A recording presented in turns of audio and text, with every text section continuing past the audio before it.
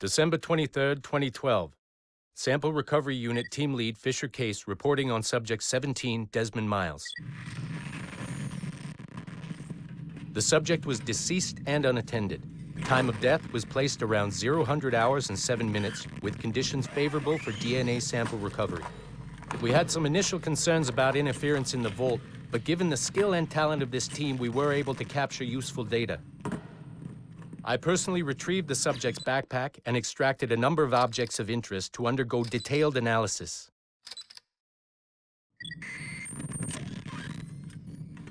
The subject displayed burns to the right hand, severe enough to fuse the bones, indicating some kind of spontaneous, intense burn trauma. Honestly, we've never seen anything like it before. Head, neck, and torso remained in good condition. I hand-selected recovery agents to retrieve fluid samples, blood and saliva. We then commenced material extraction and were able to preserve several exemplary samples. Data analysis and sequencing is already underway and, I'm told, proceeding with exceptional ease.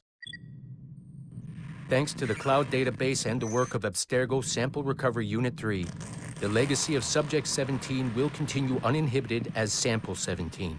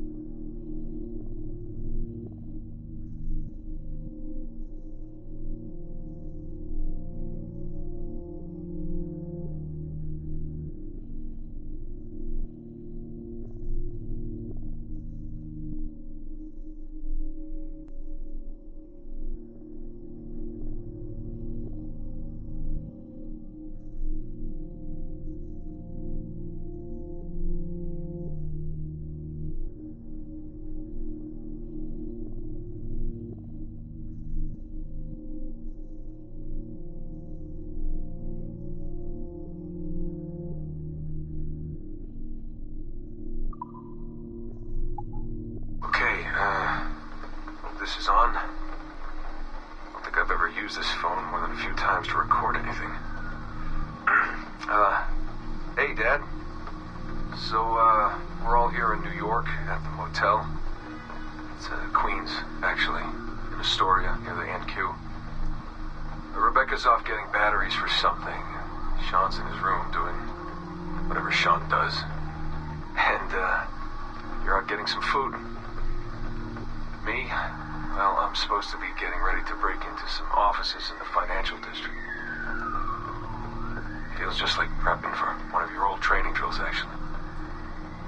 10 years go by, and then you show up, and it's like I was never gone, and we're right back to the ball busting and the conspiracies and the paranoia. Only this time, I believe you. I believe every word.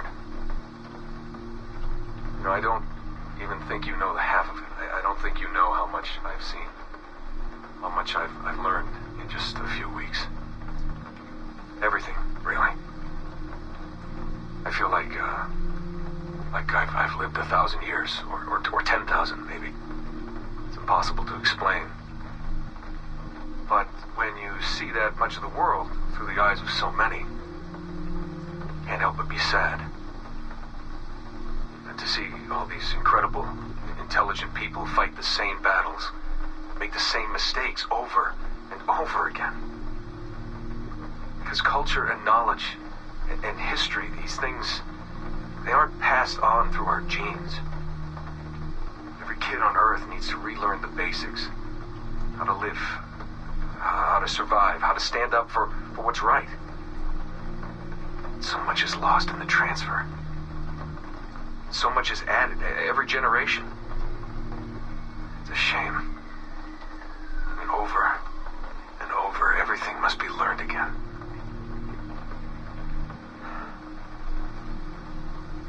I met Clay, Dad. Clay Gesmerick, in the Animus. I knew him by his Abstergo handle, Subject 16. My predecessor. And He showed me things. He passed them to me just before he died. Or got deleted or whatever. Everything he'd learned, everything he'd seen. God, how do I talk about this? So, guess you trained him. After I left, he really looked up to you, and now that I've seen through his eyes, I think I understand why. I'm glad you had him around, even if I wasn't there. The things he showed me. Unbelievable things. And I never... Shit. Alright, I'll be back in a second. Okay, it's been a few weeks since the last recording. Sorry about that. Of course, I guess it's just a few seconds for you. I'll leap down the playlist. Anyway, I was talking about Clay. Casmeric, subject 16.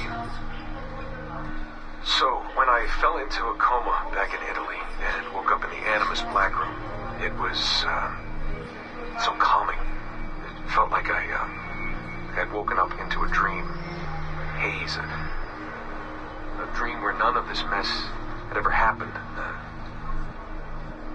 Felt like I should just be getting ready for another day of pouring drinks at bad weather, and another day of complaining about being between girlfriends and wondering what the hell to do with myself. But when I saw Clay, just sitting there, it started to come back, you know, piece by piece. And when he told me about Lucy, fuck, you know, it hurt. You know, realizing that I killed her without thinking or feeling anything. Not at the time, anyway. Well, then, things just kept piling on. There were more memories of Ezio and Altair and the first civilization. And then, right before he vanished, Clay passed on his memories to me. He showed me everything he had seen and lived through, and it was brief, but overwhelming. Not really sure how to explain. He saw glimpses of Adam and Eve and their escape from slavery. He saw the beginning and the end of the war between the first Civ and humans. He saw Minerva, Juno, and Tinia trying to work out their calculations. At least that's what they called them. They had these tools, these powerful machines that could predict possible futures. Not what was going to happen, but what could happen. Probabilities. And, well, they spent a lot of energy trying to figure out what was the most likely scenario for the future. Theirs and ours. And in the end, I guess they figured I was their most likely candidate. Some guy named Desmond living at the beginning of the 21st century of the Common Era. But which Desmond was the right one? Because, you see, probability is a weird thing. It can branch out in so many ways. Which version of me did they need? Was it the Desmond who got married early and had a son? One who stayed single in New York? Or was it the Desmond who moved to San Francisco to be a waiter? Maybe it was the Desmond who worked at an auto body shop in Chicago, or maybe it was the me who never ran away from his parents in the first place. First Civ had countless variations to choose from, but in the end, the lucky one was me. I'm the Desmond their best calculations spit out. I'm the Desmond they left their messages for, and I guess I have to live with that honor. What an honor. Pretty tired. There'll be more later. Ciao.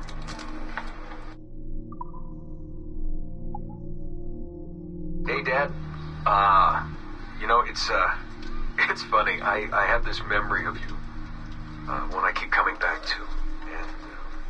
And I always think about it when I'm working or just before going to bed, because it sort of calms me, I guess. was 14, I think, and you were trying to teach me how to walk with a light step. Remember that? How to be mindful of how much noise I made when I moved around. Simple stuff.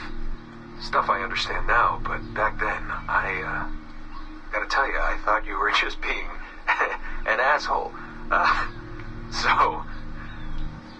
You told me you were gonna go up to your room and sit with your back to the door and read a book. And you wanted me to wait at least 15 minutes and then sneak up there and tap you on the shoulder without you knowing. I even remember the book you were reading at the time, the one by Captain Johnson. And you warned me that if you caught me, we'd have to start all over. Then you went upstairs. And I waited. I waited, and I waited, and I waited. I waited 4 hours before deciding to go up. And even then, it took me 20 minutes to get to the foot of the stairs. And another 30 to get up them. And then 10 to get down the hall. And there I was at the door and peeked into your room. And I was so hoping that you'd be asleep. But no, you were still reading. And I just about shit myself. But 10 minutes later, I was just 5 feet away from you. And that's when I remember setting my foot down, and you flinched. Ever so slightly. You flinched. I thought maybe I'd imagined it, but I knew you'd heard me. You didn't say anything. You just checked your watch, you reached for your drink, you took a sip, and then you kept reading. But I knew I'd failed. You didn't say anything. I didn't understand why. Then I lunged and tapped you on the shoulder, and you turned around, and oh, fantastic, you said, and you scooped me up, and you gave me a big hug, and I didn't say anything. But Dad, I was so pissed off. I wanted to scream at you. I failed, and you knew it, but you said nothing. And I stayed mad for weeks. I thought you were patronizing me. But maybe you decided right there that I was never going to be the man you wanted me to be.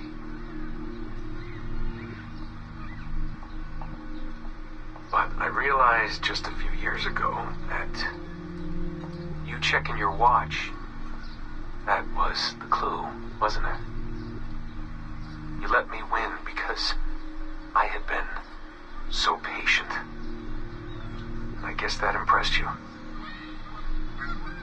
You know, maybe at that moment you thought it might be better to be my dad instead of my mentor. I don't really know. Maybe for you they're one and the same. You know, either way, I'm happy to know that both my mentor and my dad are looking out for me that day. I didn't understand that then. I think I do now.